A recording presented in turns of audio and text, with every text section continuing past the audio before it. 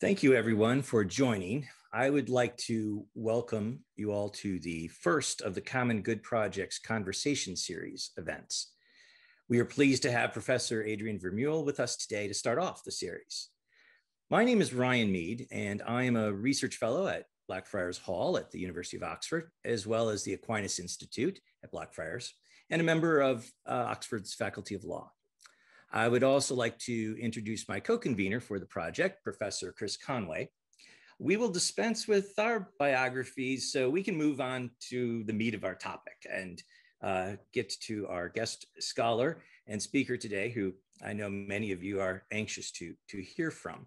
But first, I also want to thank the Faculty of Law, Blackfriars, and the Aquinas Institute for hosting the event today. And while the current state of the pandemic makes us unable to be present in person, it also has allowed us to have global events such as this to occur, though we certainly hope we can all be in person very soon, and we wish everyone well. I would like to thank also our external advisors who have been very helpful with ideas and encouragement. And Professor Vermeule is an advisor with us and has certainly been someone who has provided us fantastic encouragement as we've scheduled an eclectic array of speakers for the rest of Hillary term and Trinity term. The Common Good Project seeks to foster a discussion of the relationship between law and the common good. The project that we've started it begins with exploring the common good from many different perspectives, but focusing on a single question to start with. What is the common good?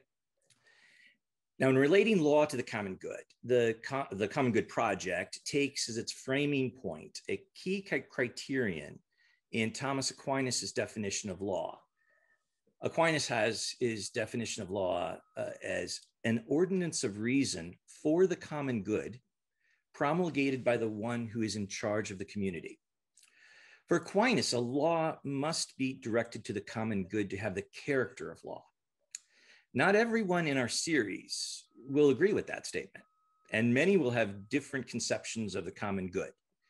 That's why we've chosen a conversation format to start the project during Hillary and Trinity.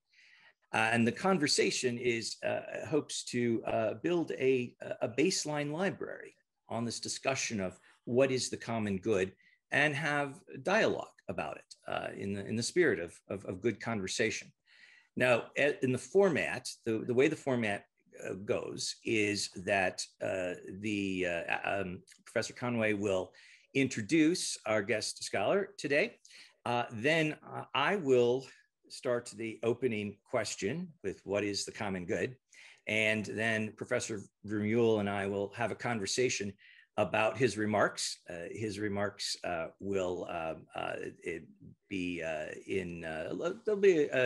I think people will like the length because he has prepared some good material and meaty material for today. We will have a conversation, and then instead of a formal response, Professor Conway will do a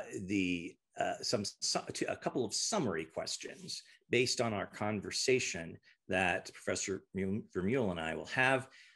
Anyone who is listening in or watching today can put their questions into the chat box, and they will go into a queue.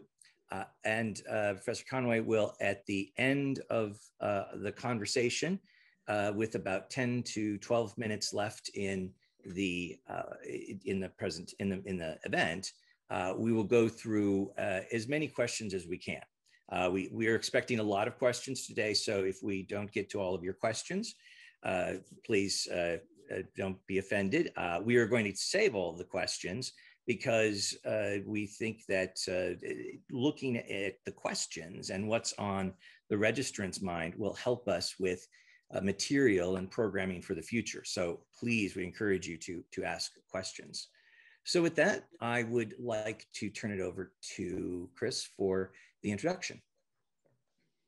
Our guest scholar today is Adrian Vermeule, who is the Ralph S. Tyler Jr. Professor of Constitutional Law at Harvard Law School. He is a prolific author or co-author of 10 books, as well as numerous articles and book chapters. He is the co-author of one of the most widely used casebooks on administrative law in U.S. law schools. His most recent book is Law and Leviathan, Redeeming the Administrative State, co-authored with Professor Cass Sunstein. It has quickly become a bestseller among academic works of legal philosophy. His current book project on common good constitutionalism will come out next academic year. Professor Vermeule was elected to the American Academy of Arts and Sciences in 2012. He is a member of the Council of the Administrative Conference of the United States, which is an independent agency of the US federal government. The ACUS, among other activities, has within its mission the examination of the efficiency, adequacy, and fairness of the procedures by which federal agencies conduct regulatory programs. Professor Vermeule received a Bachelor of Arts from Harvard College and a Juris Doctor from Harvard Law School. He served as a clerk for Justice Antonin Scalia at the United States Supreme Court, and prior to his current position at Harvard, taught at the University of Chicago. In addition to his academic writing, he blogs frequently at Jus S Justitium blog, which aims to revive and recover classical legal theory, and which has quickly become one of the most heavily subscribed legal blogs. We welcome Professor Vermeule to our first conversation in our series on the common good. Great. Well, thank you, Professor Vermeule, for joining us today. As I was listening to your introduction and realizing you received your undergraduate at Harvard and your law degree at Harvard, and you now teach at Harvard, and I believe you grew up in Cambridge, Massachusetts, not the other place.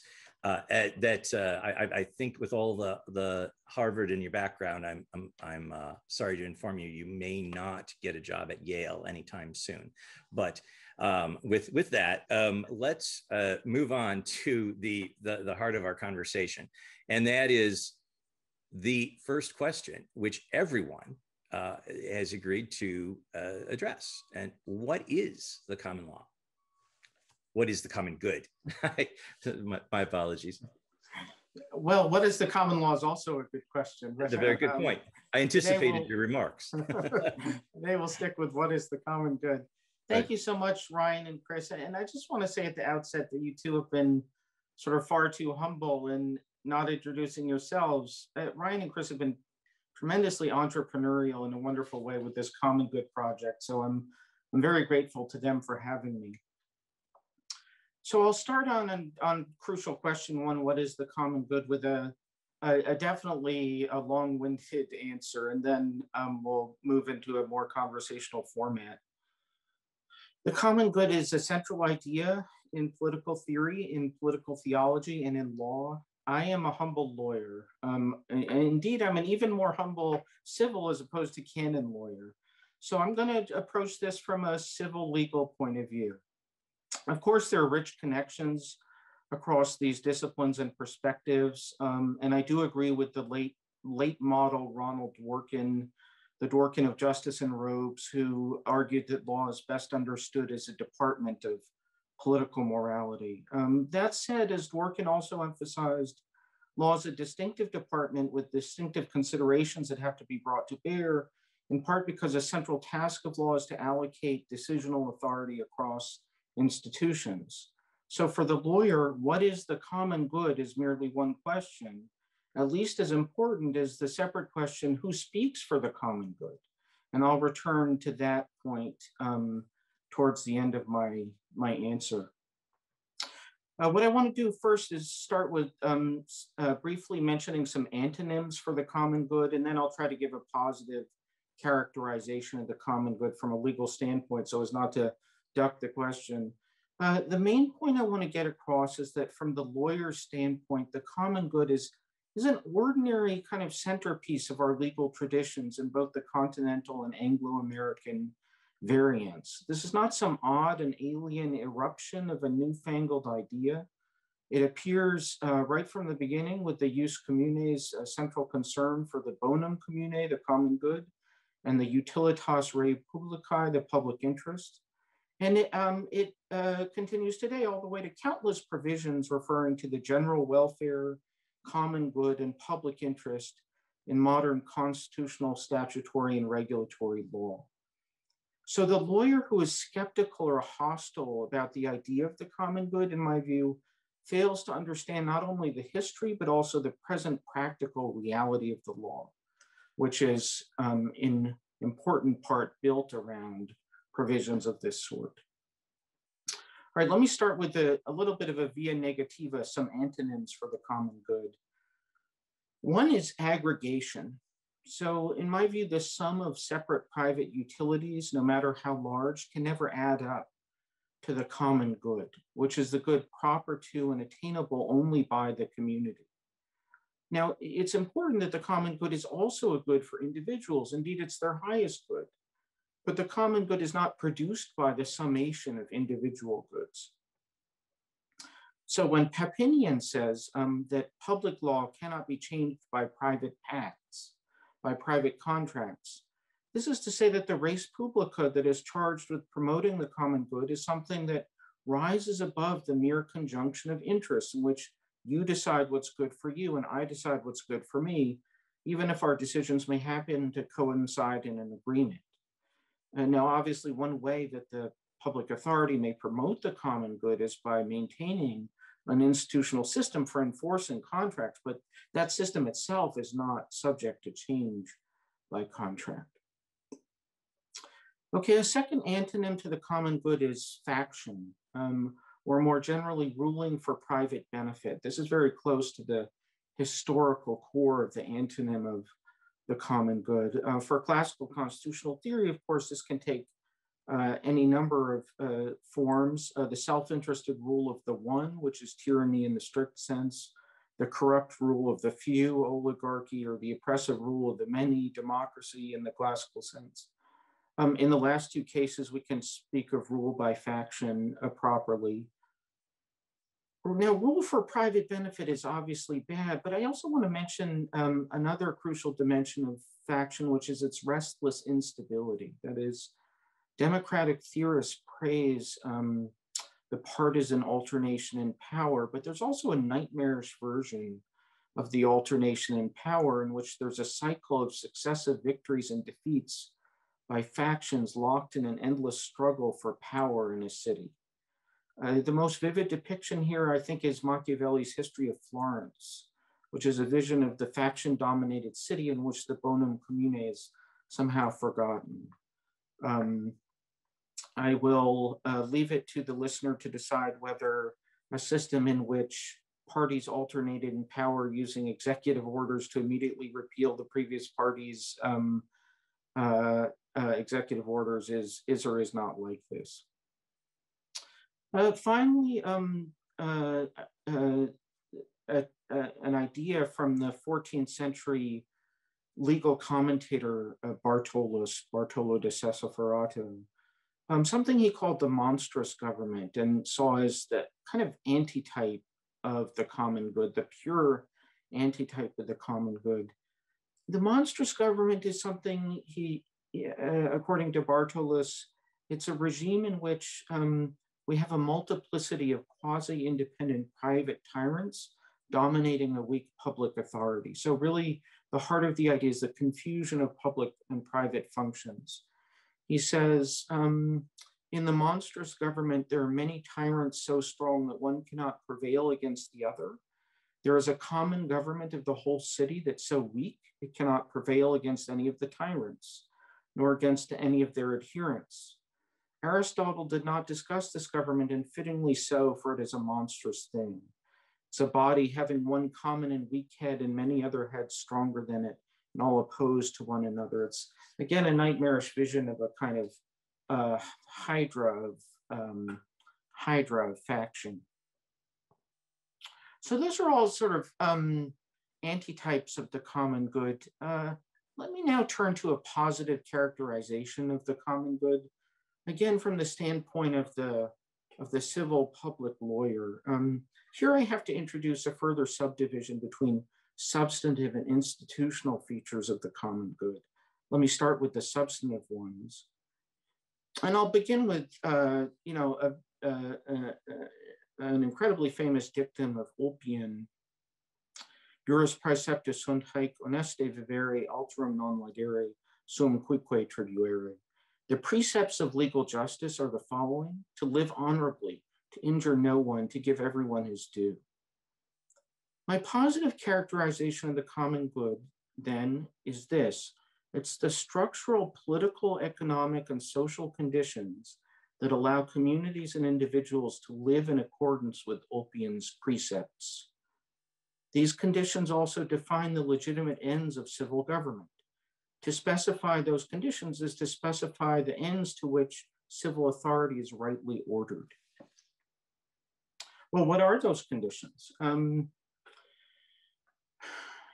In early modern constitutional theory, in the Ragione di Stato tradition, which parenthetically, I assume we all know emphatically does not mean a debased concept of amoral reason of state, and instead it's a reaction against Machiavelli that strove to articulate the nature of the common good. And this tradition speaks of the bonum commune, of the common good, as comprising a kind of triptych of justice, peace, and abundance. And I have for you a 15th century coin, actually the obverse of a coin that represents justice, peace, and abundance, and attempts to give a unified vision of the flourishing polity. So this becomes the standard list of the legitimate ends of government as subheadings of the common good. And it's an idealized description of the polity in which it's possible to live honestly, to do no harm to others, and to render to each his due. There are all sorts of things you can say about the logical and temporal order of these goods. For example, is peace itself a precondition for justice, or is justice a precondition for peace, and so on? But that's all the working out of a project rather than an objection to it. By development over time, justice, peace, and abundance become a kind of standard constitutional formulation of subheadings of the common good. It appears in different versions and different streams or applications of the tradition, but with a kind of common thrust and a common intention to specify the legitimate ends of the public authority. I have to be absurdly brisk here. Apologies to the legal historians. It's going to be criminally brisk. Let me focus mainly on the Anglo-American variant of the tradition just for a moment. So in the Commonwealth tradition, as people in the audience know far better than I, one standard formulation is the one that appears in the British North America Act, or the Constitution Act 1867, which is peace, order, and good government. The so-called POGG or POG clause appears in many treaties and constitutional instruments. And all of these have elaborate histories of interpretation, which is, again, the working out of a project. In the United States, the courts developed a standard conception that they called the police power, which is the power to legislate for the peace, good order, morals, and health of the community. I'm quoting our Supreme Court from 1877. The courts are quite express that the police power exists to address violations of Ulpian's precepts and to make living in accordance with Ulpian's precepts possible. That is not an inference of my own, that is written into the doctrine.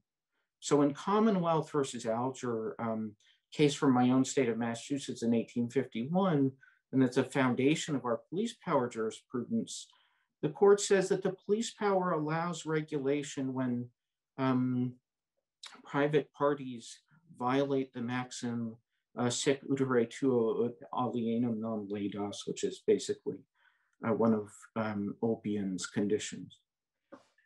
And there's a complication here for American lawyers about the distribution of powers between our national and state governments. Suffice it to say, I think there's less of a complication than meets the eye, but I'll leave that for the discussion if anyone's interested.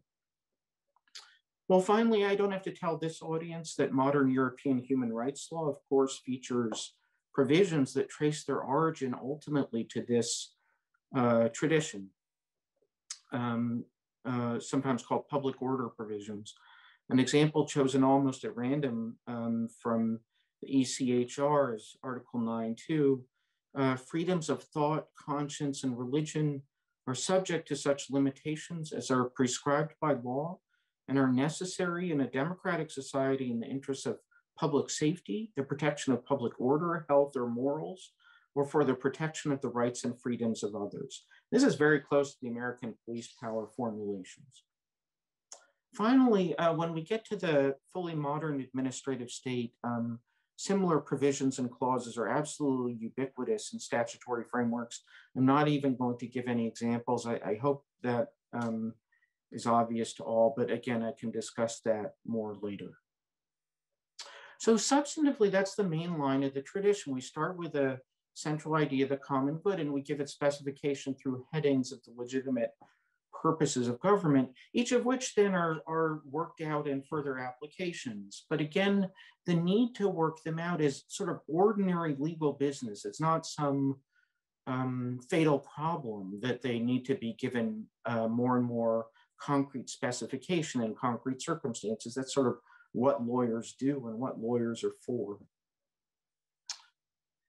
Okay, a brief word about institutions, and then I'll almost be done.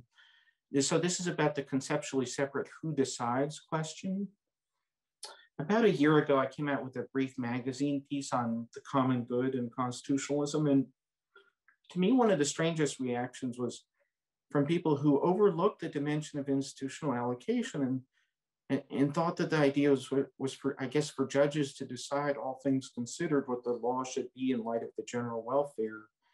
In fact, it's incumbent on all officials to act to promote the common good. That's what it means to act according to a reasoned scheme of law.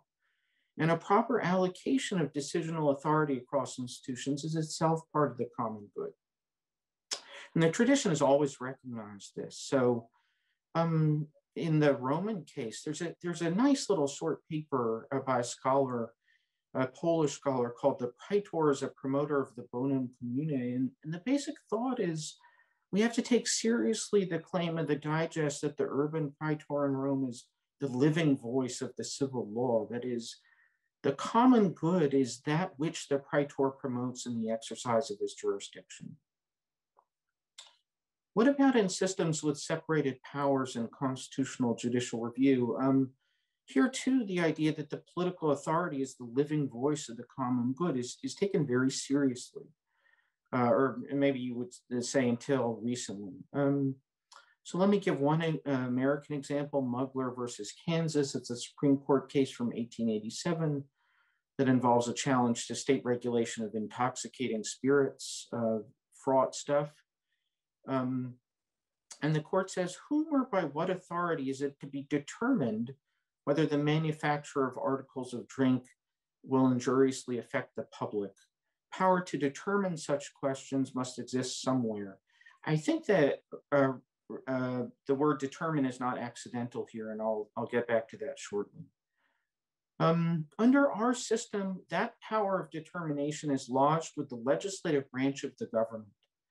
It belongs to that department to exert what are known as the police powers of the state and determine what measures are appropriate or needful for the protection of the public morals, the public health, or the public safety.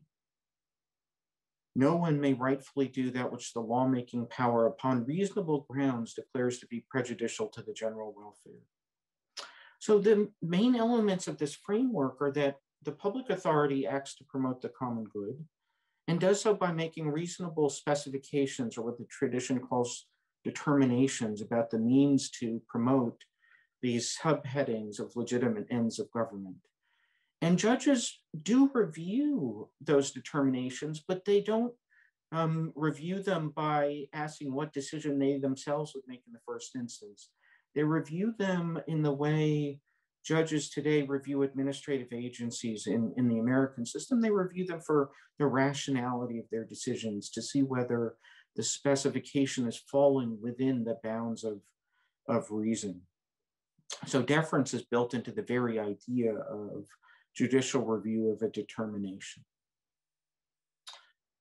Okay, I'm almost done. I just want to step back a bit and underscore that working with this sort of stuff, concepts like the common good, the general welfare, the public interest is today in 2021, the part of the ordinary business of lawyers. So in every case, the provisions I've mentioned have elaborate interpretive histories and give rise to an elaborate jurisprudence.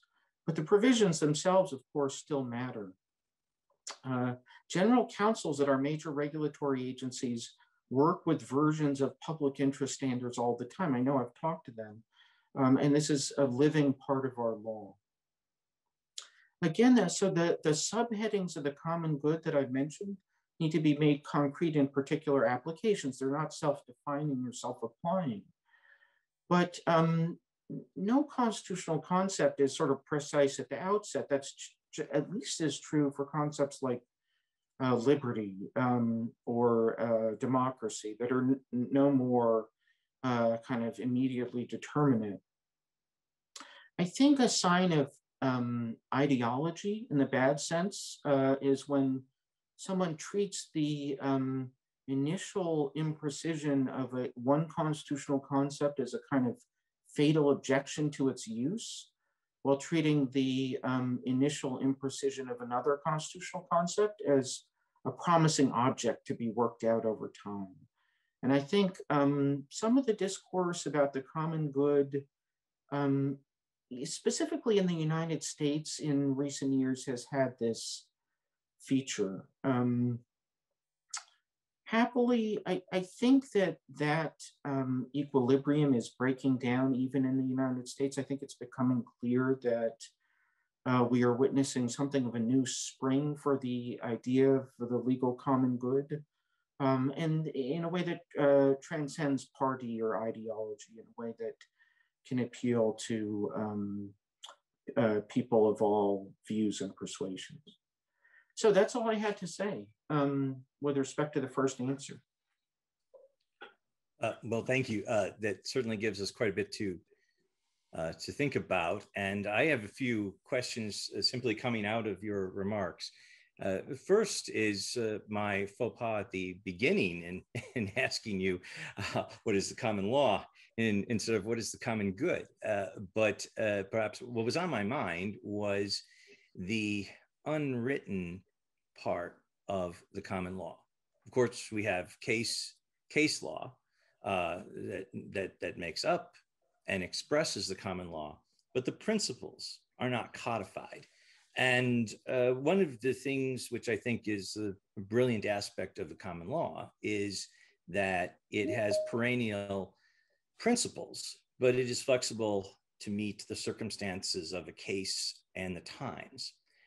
So it both lives and stays the same as it moves forward. So could you talk briefly about how the common law, since that is certainly something in the Anglo-American context both countries share, how that relates to the common good?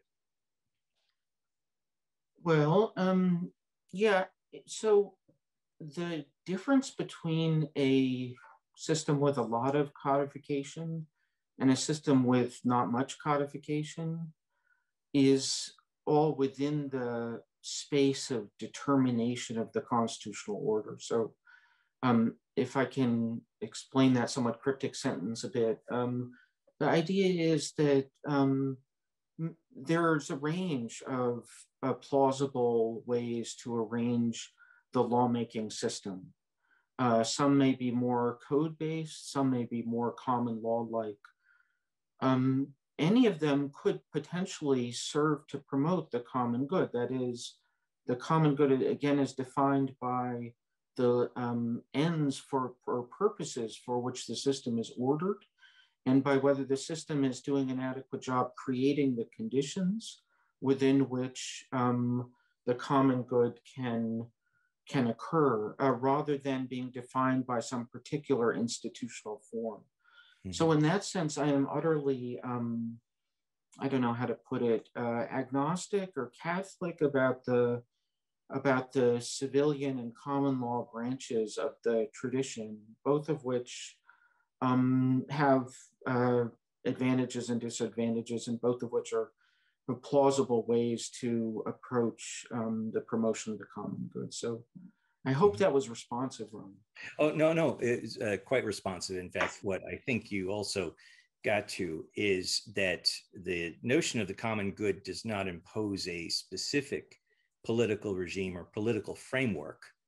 The point is that the state and the citizenry as well, not just the state, attempting to provide the conditions for the common good. That might look very different in different societies.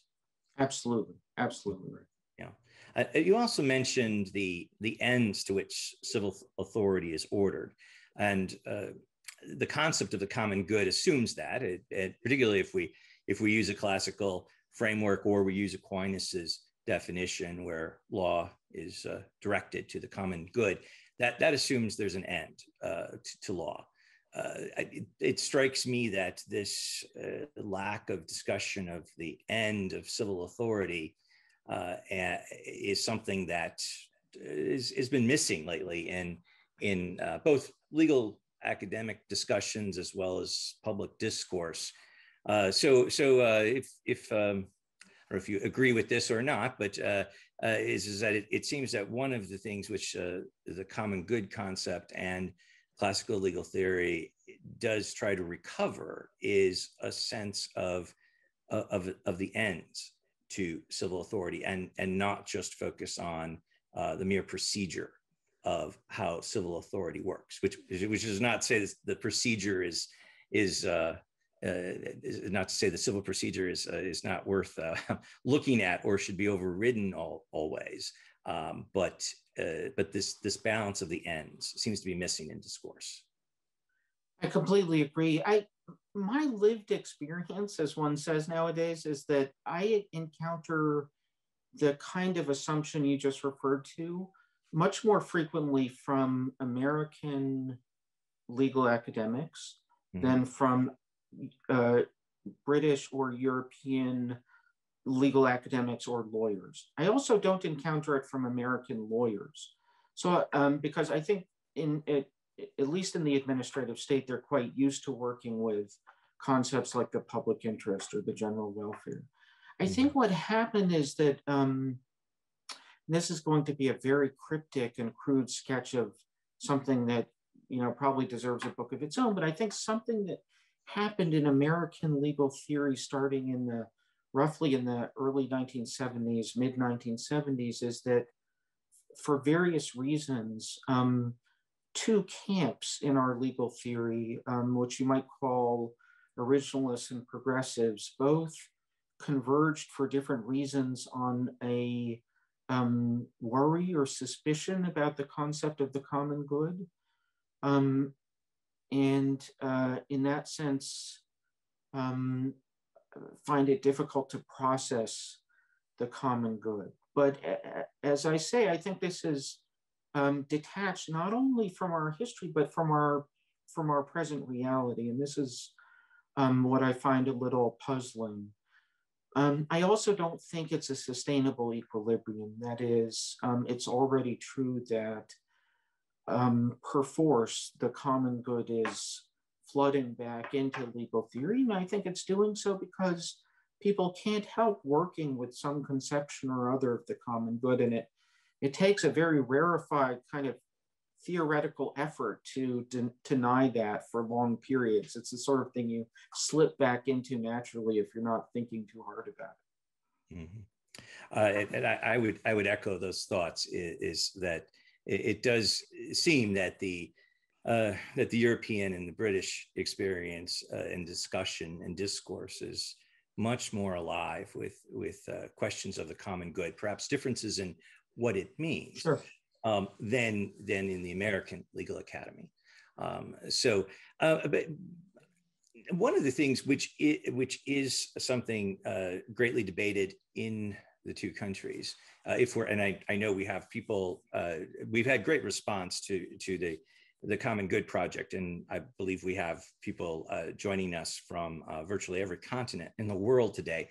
So it's humbling. It's very humbling. But if we were to stay in the Anglo-American sphere and with the UK and the US, it's the question of separation of powers. In the US, the federal Constitution is wired with a concept of separation of powers, at least in theory. Whether it works or not is debatable.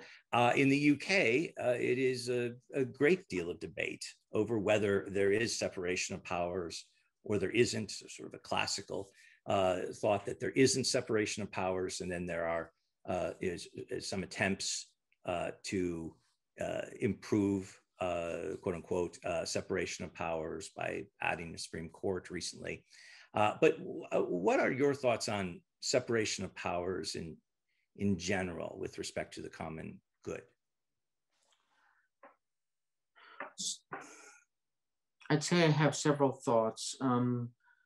One or two that are substantive, and one that is methodological. So first, the separation of powers is another example. It's a sort of larger scale example of what we were talking about with reference to the difference between a common law system and a codified civilian system. So it's an example of structures that lie within the space of determination for the constitutional order. That is, it is perfectly possible to have systems featuring strongly separated powers that act to promote the common good in its subheadings. It's perfectly possible to have systems that lack strong separation of powers that act to promote the common good in its subheadings. So again, this is an example of the common good being agnostic about particular institutional forms. That's point one. Point two is that one sometimes encounters an idea, and maybe this is something one only encounters in the US, but one sometimes encounters the idea that the separation of powers can only or primarily has to be justified in libertarian terms as a guarantor of liberty against the state or something like this. This should be like immediately suspicious, given that the some version of division of powers, separation of powers, division of estates is an ancient idea that far predates anything like modern liberal theory. So one should approach that quite skeptically. And I think as people like Nick Barber have pointed out recently in his book, The Principles of Constitutionalism, there's a whole different kind of structure of justification for the separation of powers, which sounds in the common good. That is, it's perfectly possible to say that under particular local circumstances, we think that separation of power structure will do better to promote the legitimate aims and ends of government than would a system without separation of powers, all within the space of the determination. Sometimes people put that thought in terms of efficiency, the separation of powers actually promoting efficiency.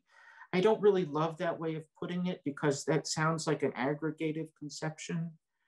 I'd say something much more classical-ish, something like this, that if we compare the constitutional order, if we analogize it to a body, the body that's internally complex often is more capable than the body that isn't. So that it's good that the body have different parts that work in conjunction to promote whatever ends are being aimed at. And the common good, again, specifies a theory for those ends. So I think there are non-libertarian justifications for the separation of powers that are perfectly plausible on a common good approach. Finally, my methodological point about this would be something along the following lines. Sometimes one hears the mistaken idea that the common good is opposed to process or procedure. And you rightly a second ago pointed out, I think that that's not correct, that the common good is a way of justifying procedural structures. It sounds in justification rather than in institutional forms, so that it's perfectly possible to justify particular procedural structures with reference to the common good under local conditions. And in fact, my book, Law and Leviathan with Cass Sunstein, is in a sense a large-scale exercise in that point with respect to the administrative state. But anyway. With that in mind, and before I turn it over to Chris for his summary questions, but perhaps if you have just a moment to expand a little bit on that, on the common good in Law and Leviathan. In the book, you are taking some aspects of Fuller, Law and Fuller, and looking at the inner morality of law inside of the administrative law and administrative state. And could you spend a few moments on the common good and in the administrative state? Absolutely. I'm sorry I ruthlessly segued into my book, but you know how authors are. Let me collect my thoughts on this briefly. So the point of the book is that the administrative state, one proviso before I start, I'm not at all speaking for my co-author, Cass, who is more than capable of speaking for himself. I think we're broadly in agreement on this, but just as a ritual disclaimer, I speak only for myself. Mm-hmm. So the point of the book is that the administrative state is structured by and legitimated by a series of procedural principles that we draw from Fuller that actually help the administrative state function for the common good through law. They help the administrative state be lawful and function through rational ordinances that promote the common good, which is Aquinas' definition of law that you gave at the outset. So these principles drawn from Fuller are can be seen as ways to help ensure that the administrative state promotes the conditions of the common good that I mentioned at the outset. John Tassioulis has a wonderful account of the rule of law in this regard, in which he says that we should see Fuller's principles as conditional intrinsic, what he calls conditional intrinsic goods, whose point, they have a point, is to help to promote the rational dignity of the subjects of law and to help them live in accordance with the vision of their rational dignity. And that is, I think, very close to the heart of Ulpian's precepts. I think it's I don't want to put words in John's mouth, but I translate it, at least for myself, as a modern way of capturing and distilling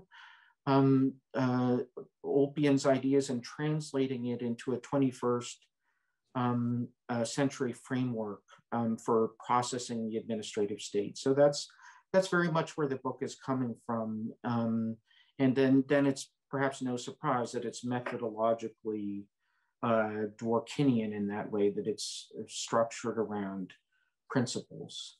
Mm-hmm. Great, thank you. I will turn it over to Chris now for some summary questions, but before I turn it over to Chris, I need to note that I received a note from someone as I was comparing the UK and the US, and they said, don't forget about Canada, Australia, and New Zealand. So I think there are more countries than that as well, but just wanted to acknowledge the. I did mention Canada under the guise of the British North America Act. That's true. I hope that wasn't too retro, but I did mean to. Yeah. No, that's very true. Right. So Chris, you have some summary questions. Sure, yeah, I have a couple summary questions, and then we have some questions in the chat box that we'll hope to get to as much as we can here. The first question I have, there may be misperceived barrier of entry issues with the term, the common good, that leaves the broader public and many in academia for that matter, uncomfortable engaging with the subject because they can't get past the term. There are two of these that stand out to me. First, those who aren't steeped in the literature of classical legal theory may misperceive the term as turning back the clock, rather than recovering a concept to be applied in law and society today. And then secondly, in contemporary discussion, the word common in the term the common good could evoke collectivism and Marxist thought, which in some quarters is a lightning rod that could dismiss the term out of hand. With these in mind, do you have any any reactions to the possible barrier of entry issues with the term? And even if the common good is a fine term to use, are there other terms that could be used to convey the same idea and concept, but allow for initial broader access and discussion among the public? Thank you, Chris. Good questions.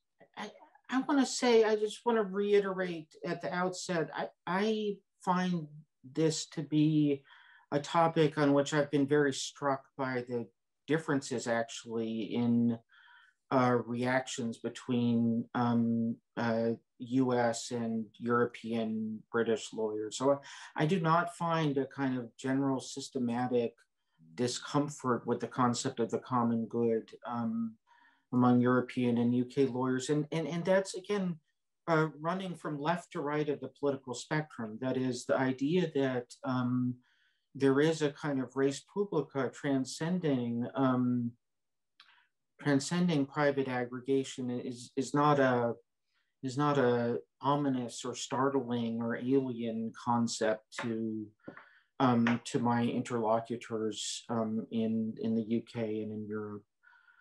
So I do think this is a bit of a local American concern.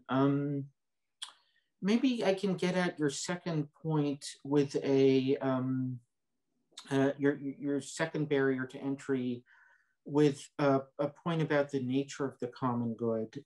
So this second one I understood to be that is the common good a form of collectivism that overrides the interests of individuals? And I want to say that that's sort of the opposite of the common good in a certain sense. That is to juxtapose the common good on the one hand to the interests of individuals on the other hand, and to say, well, is the common good going to trump the interests of individuals, is almost exactly backwards from the standpoint of the common good. That is, the theory of the common good is that the flourishing of the res publica is itself profoundly in the interests of individuals. It is a profound and maybe central interest of individuals to live in a polity, a community in which the preconditions for living according to Ulpian's precepts, in which peace, justice, and abundance flourish, all that is perhaps the most profound interest of individuals, and it's what enables all their individual life plans, in a sense, to be lived. Again, to use John Tassiulis's formulation, a polity, the anti-type polities that I mentioned, the monstrous government in the extreme, Machiavelli's Florence, these are anti-type polities in which the interests of individuals are themselves profoundly compromised, in which it's impossible for individuals to live out their life plans precisely because of the decayed state of the res publica. So I think that opposition is just deeply misconceived, is what I'd say. On your first barrier to entry, I think there is a degree of historical amnesia. That is, I think that lawyers had better get educated about the centrality of the common good to our legal traditions, both in their continental and Anglo-American variants. But I would also underscore again how ordinary the common good and its subheadings and its cognate concepts like the public interest and the general welfare, how ordinary those are in law today, emphatically today. So it's not just the revival of some antiquarian idea.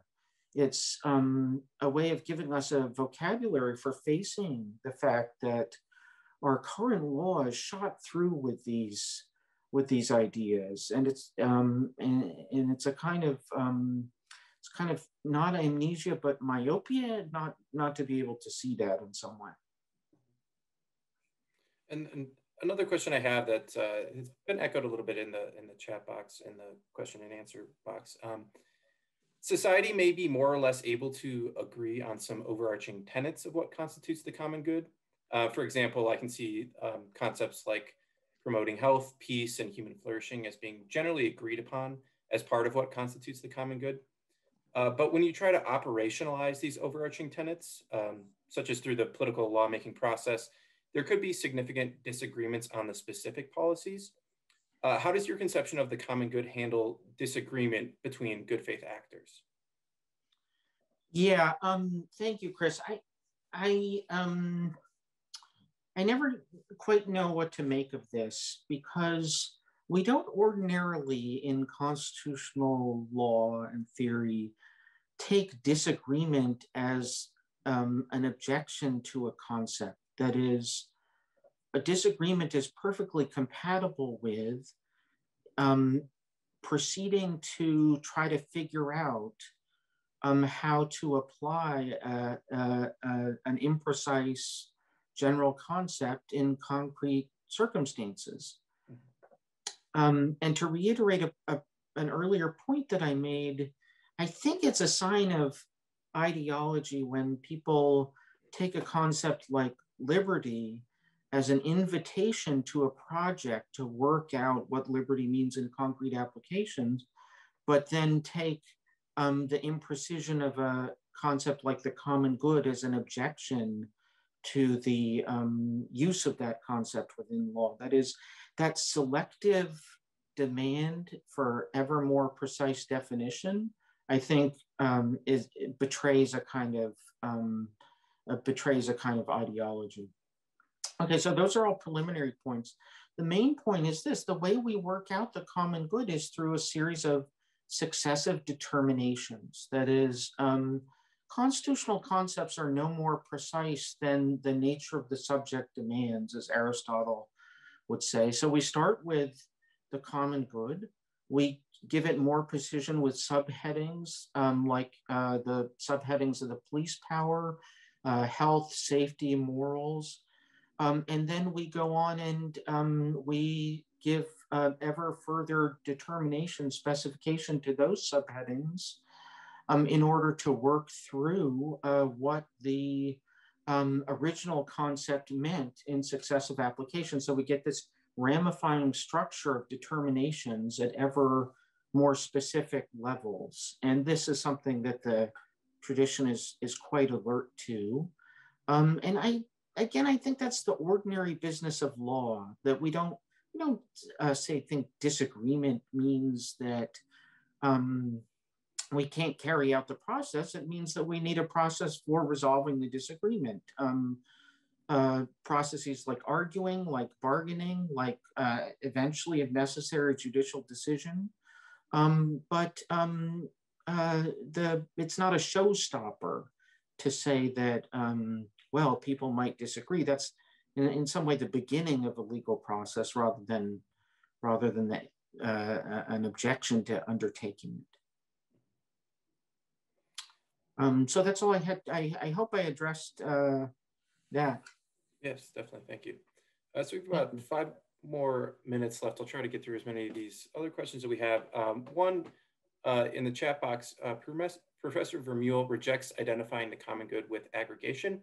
The participant agrees on theoretical grounds, but in practice, they have written numerous justifications for regulatory actions. And in every case, the public interest was identified with net economic benefits. At bottom, all measures of net economic benefits are approximations of aggregation of individual willingness to pay. Is this use of net benefits in administrative proceedings then inconsistent with their advancing the common good? I'm not sure which participants the question is referring to. I'm a little worried that the... Oh, that was, I was just, they wrote I, and I'm saying that the participant instead of I, because it was not my question. Oh, I see. Okay. I thought for a moment that the questioner was confusing me with my co-author, who has actually himself participated in net benefits determinations as head of OIRA. I would say that to say that the common good is has aggregation as its antonym does not mean there are no particular domains of life in which aggregation is a useful decision procedure. Of course, it can be, but it can be only when that is itself justified in light of the higher purposes of the common good. So in that sense, like voting is a type of aggregation, but it's a tool that needs to be used only when the common good so justifies it. I disagree with the questioner's characterization of the administrative state in some broad sense. That is, quantified cost-benefit analysis, if that's what the reference is to, is sometimes used and it's sometimes not. And if you look at President Biden's recent order, which is building towards a executive order on review of regulations, it's very alert to the thought that sometimes I think quantified cost-benefit analysis is the appropriate tool, but a lot of times it's not. And it mentions a series of what you might call subheadings of the common good in a way that that resonates with me. So it mentions human dignity, it mentions environmental stewardship, and a series of concepts of this sort that we could see as updated versions of the police power, if you like. So that there are plenty of ways to do the administrative state without quantified cost-benefit analysis. Now, this is a place where I think I'm much less enamored of quantified cost-benefit analysis than my co-author is. So I just want to note that, so there's no confusion of views there.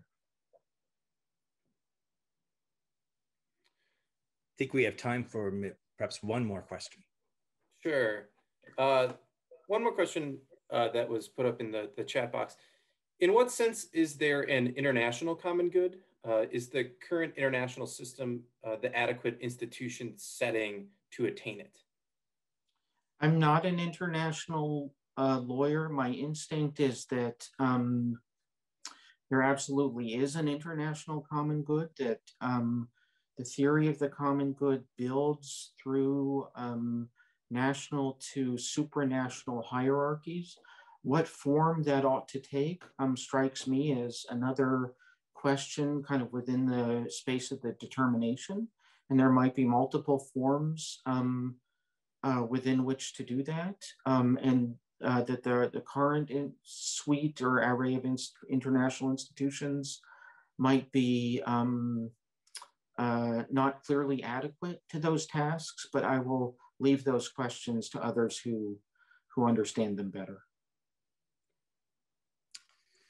Wonderful. Well, we're at the bottom of the hour, so we don't want to take up more of your time, Professor, but thank you so much for joining us for this first in the conversation series on what is the common good. And also certainly personally want to thank you for, again, serving as an advisor and your encouragement as Chris and I have been putting together the programming. So for anyone who is going to join us next week, I hope you join us each week for the guest scholars. You can sign up now for Professor Jay Budziszewski, who will be also discussing the question of what is the common good, but will have his own flair, which is entitled The Flavors of the Common Good. So thank you, everyone. Thank you both. Thank you both so much.